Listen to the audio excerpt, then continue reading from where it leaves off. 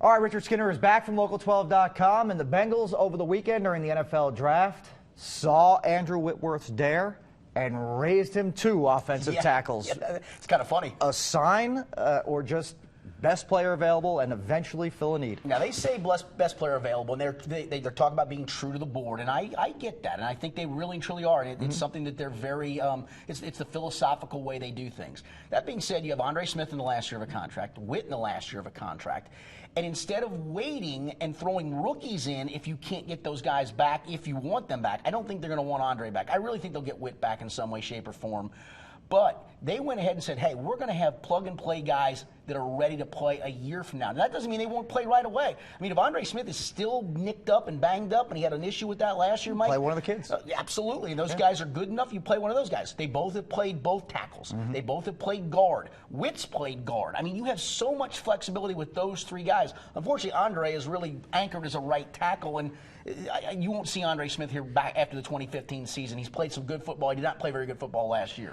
And Fisher played in that spread option for Oregon, so he can get downfield and block. Very athletic. In a way, he is extremely athletic. And I know everybody looks and goes, he's coming off knee surgery and he's not going to be ready in time. And They Fisher, don't need him too. to be. Fisher had injury issues, too, during the season. Yeah. But, yeah, they don't need – they basically just rebuilt 3/5 of their offensive line when you throw in Russ Bodine from last year. And they did it got Bowling back. And Zeitler's young. Zeitler's through 216. And he's young. Right. They basically didn't take the 2-3 year lumps with the offensive line that most of these teams take.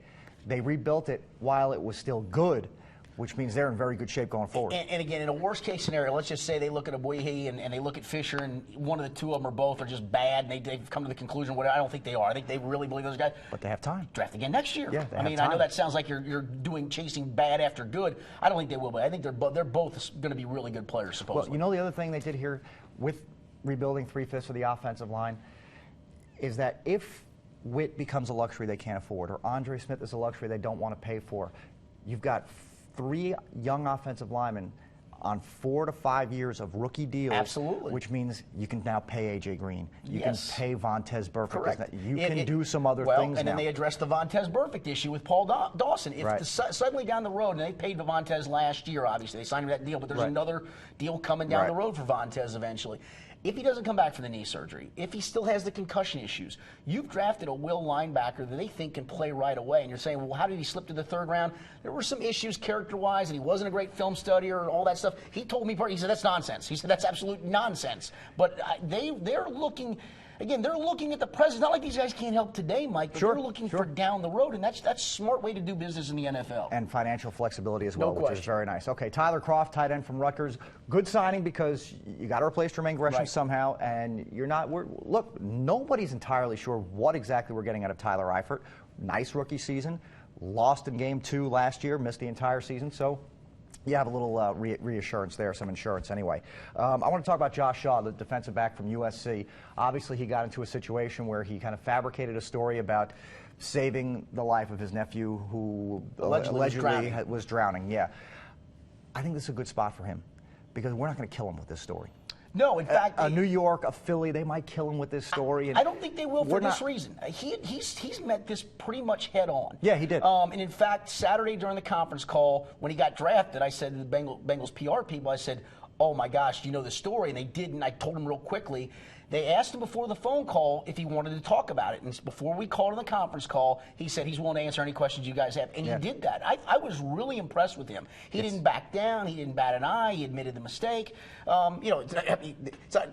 You can argue that he should admit the mistake because he was caught in a bold-faced lie. And that's embarrassing. I mean, it is embarrassing. Oh, but sure. He has kind of met that head on. And it cost him. It probably cost him maybe a 2nd-round draft pick to where he slid to the 4th round because there wasn't a lot of tape on him from his senior year.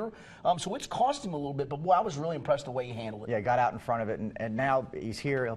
And like I said, I think we'll all leave him alone about it now, for the most part. Yeah, he'll get asked probably one more time. Yeah, it'll be a little story. And again, he'll meet it head on. I guarantee you. Okay, give me one guy on this this entire list, the one sleeper who you think, even as early as next season, could be a guy that we're saying, wow, that was a good value pick.